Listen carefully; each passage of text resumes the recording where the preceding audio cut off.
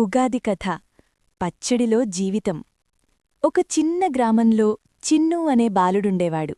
అతనికి పండగలంటే చాలా ఇష్టం, కాని ఒక విషయం మాత్రం అతనికి అర్థం కాలేదు. ఉగాది రోజున ఎందుకీ పచ్చడి తింటారు అని. ఒకరోజు ఉదయం ఉగాది రోజు చిన్ను అమ్మ దగ్గరకు వెళ్ళి అడిగాడు.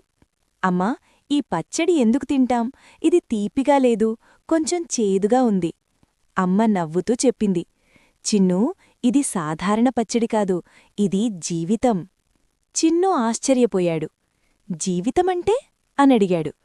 అప్పుడు అమ్మొక గిన్నె తీసుకుని అందులో పదార్థాలు వేసింది. చింతపండు, పులుపు, బాధలు, బెల్లం, తీపి, సంతోషం, మిరపకాయ, కారంగా, కోపం, ఉప్పు, అవసరం, సమతుల్యత, వేపపువ్వు, చేదు, కష్టాలు, మామిడి ముక్కలు, కొత్త ఆశలు.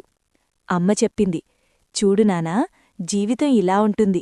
కొన్ని రోజులు తీపి, కొన్ని రోజులు చేదు, కొన్ని రోజులు కారంగా ఉంటాయి. ఈ పచ్చడి మనకు నేర్పేది అన్ని రుచులను కూడా స్వీకరించాలి అని. చిన్ను ఆలోచించాడు.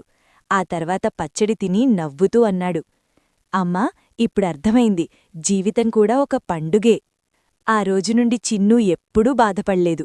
ఎందుకంటే అతనికి తెలుసు, ప్రతి అనుభవం ఒక పాఠమని. మోరల్: జీవితంలో సంతోషం, బాధ, కోపం అన్నీ కలిసే పూర్తి జీవితం.